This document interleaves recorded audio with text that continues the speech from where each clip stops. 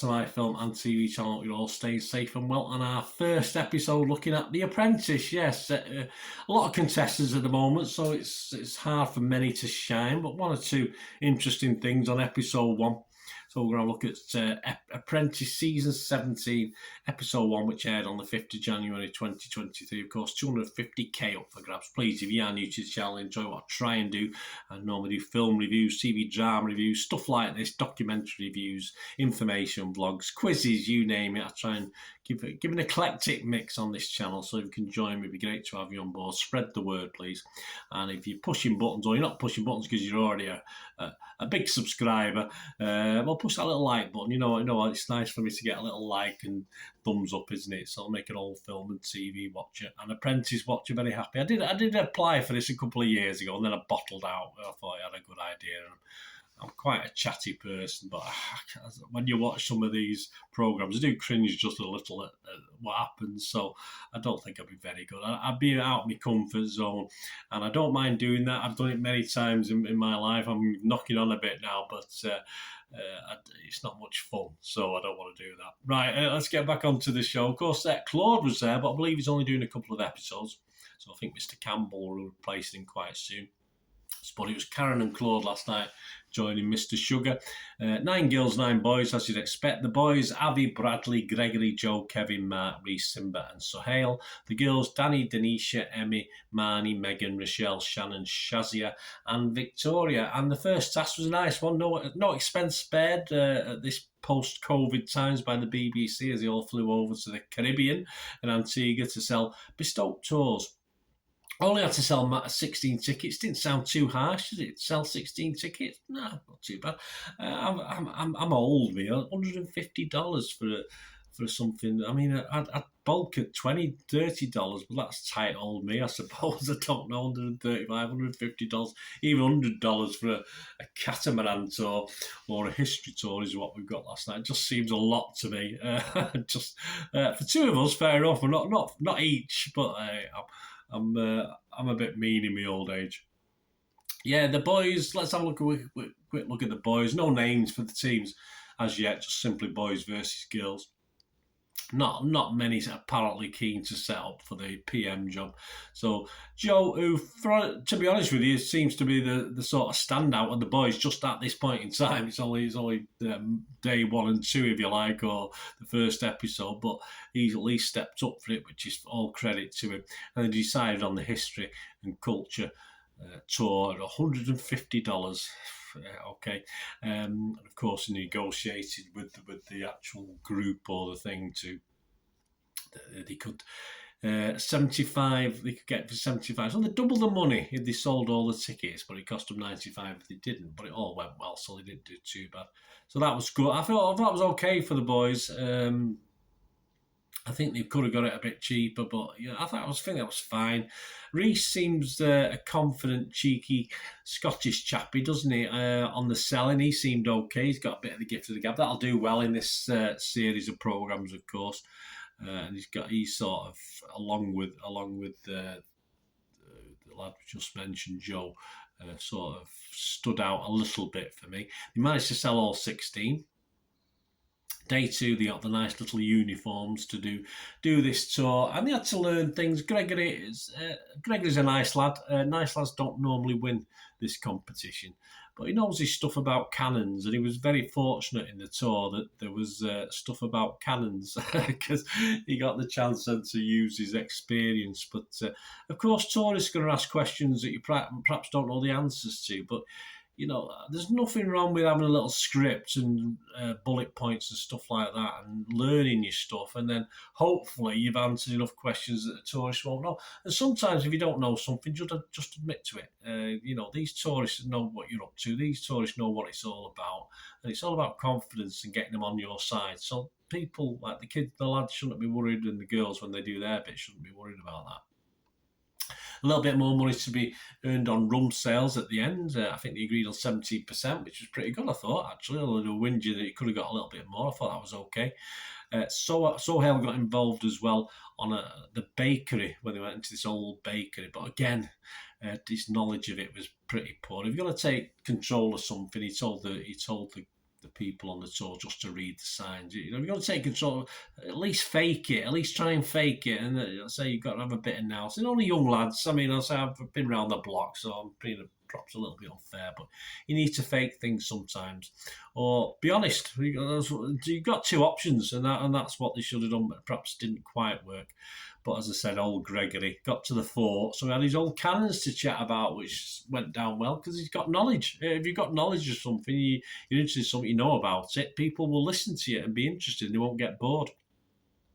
At the rum tasting, they were very fortunate in the fact that the lady was there, because again, they were being asked questions they didn't know the answer to. So at the end of the day, there's nothing wrong with making use of the experience there. I'm sure there's no rules in The Apprentice. You don't make full use of the people that are around. So she stepped in, but not that she was asked to step in. She just did it because she wanted to sell rum at the end of the day. So all credit to her. She's a businesswoman, so that's what she does. Some of those guys obviously have got a lot to learn. But again, it worked out okay for the lads. The girls, well, not so much. Victoria took over the PM role. Scouse accent, I think.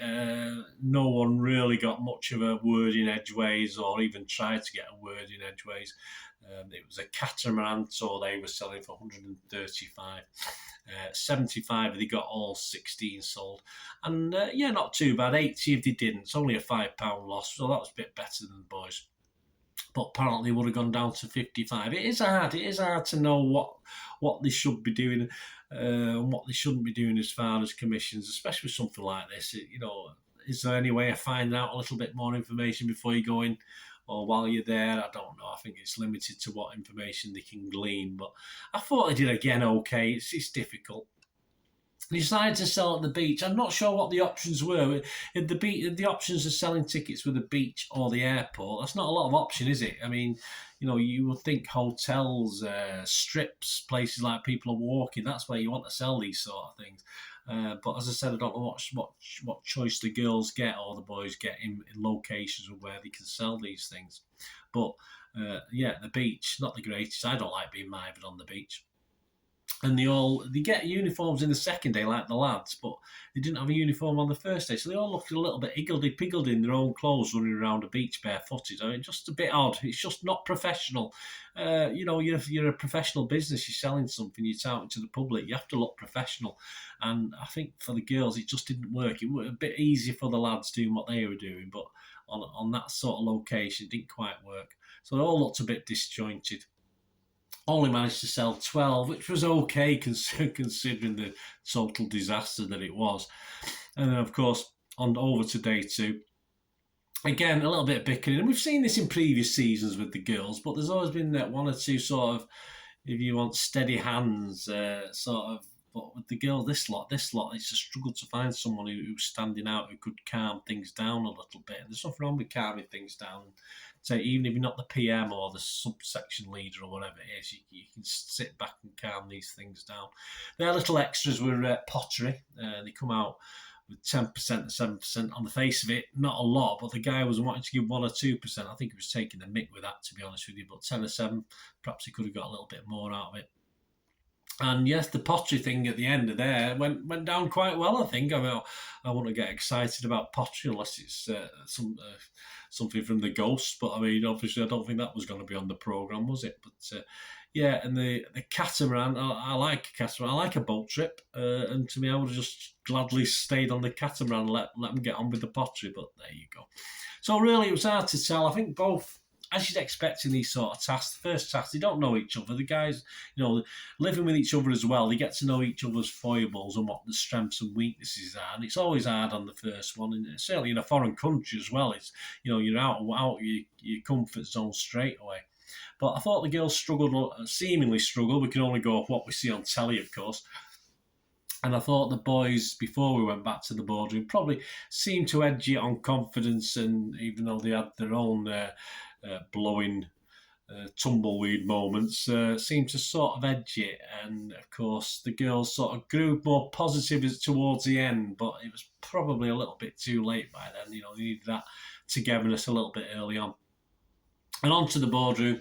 Yeah, the girls continue with the bickering. As I said, we have seen this before with winning girls teams, but it's been constructively done. This was a bit more destructive with this bunch of girls.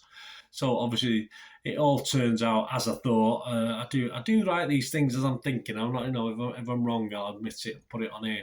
But the girls have spent 960 and ended up making a £487.50 profit. They had no refunds. The boys spent a lot more, but took a lot more as well. Again, no refunds, and that was the key to this. Well, both teams did okay with the tourists they got, so they got no refunds, which was good. I mean, that's a positive. I think Sugar sometimes has to have a downer on for the sake of television, but I think the fact they got no refunds, and one of the teams only pays 500 quid, and the other team, yes, made almost double. But I thought both teams did well. I think Lord Sugar, despite the bickering by the girls, they did okay, and I think Lord Sugar has to be down on them. But they got a rare win for the boys, then, which doesn't happen that often when it's decided by gender. And to be honest with you, it was only the boys' team I saw anyone who could probably win this as well. So interesting start. A long way to go, of course. I mean, the standouts, yes, Greg is I like Greg. I think most people will like Greg. But I think, as I said before, they're not necessarily the sort of contestants who will go on to win this. He's got to show a lot more than knowing about cannons. Gary is a confident enough, bit big-headed, but nothing wrong in that in business, of course. There isn't an okay-looking lad. He's not as good-looking as he thinks he is. Mr. James Bond, isn't it? I think he compared himself to. But he came out of this well. He led it well, and he was okay. And I think all the boys, there's no one. A couple of immature guys in there that I've noticed with faces pulled, etc. But I'm saying early days. We'll talk about them as it goes on. I think Simba overestimated how good he is, or overestimates how good he is. I think he will do okay, but I think Simba will get shot down at some stage. But he may grow into it and be a bit less, not big-headed, but not arrogance. But he just thought he perhaps did better than he actually did. Hiding-wise, of course, there's lots hiding. There's 18 contestants, and not all going to come to the fore. But hiding on the boys, yeah, not particularly. There's some definitely hiding, but yeah, we'll have more on that in the coming weeks, and we'll need a few more of them to step up. It's only 4 or 5 of them. Didn't make much of an impression on me. On the girls' team, no one looking that impressive. Of course, back to the boardroom. Emma and Shazia were called the disruptors by the team, which just shows the bickering, what level the bickering got to. So you knew Victoria was going to bring at least one of them back, and she did bring just one of them back. So Shazia escaped that, and Marnie came back as the sub-team leader, and she joined Emma and Victoria. A sort of 3 blonde shootout, wasn't it, in front of Alan Sugar. And out of the door, not surprisingly, Alan Sugar did his usual dithering from one to the other. But yeah, I think Victoria perhaps should have gone for this, but obviously Emma went harsh. But obviously back to Ireland she trots in a positive manner. She seemed okay when she was on You're Fired later on. But yeah, it's harsh the first week. Probably could have been a lot more to see from Emma, but yeah, I think Victoria's I'm not so worried about Emma. Emma, not Emma, the other one, Marnie. I thought Marnie was okayish, so I'm not too worried about her, but I think Victoria probably escaped the fact that at least she stepped up, and at least she of the girls, at least she was the one who stuck up for herself, and more than some of the others who didn't. So be interesting next week anyway. That's one of the girls gone, which is, I don't think that's happened for a while. I might be wrong, but it's usually 2 or 3 boys get kicked out before the girls start going. Next week it's something to do with buns in the oven. I'm not too sure on what else. So we'll be back next week to have a look at that. Let me know your favourites, guys. Let me know what you're thinking.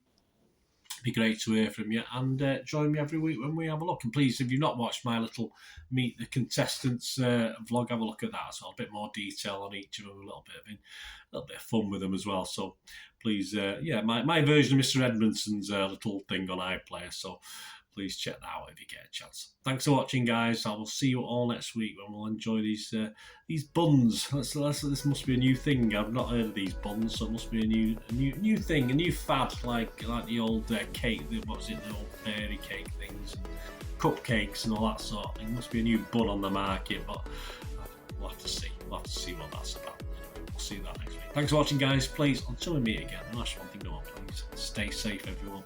Thanks for watching. Bye for now.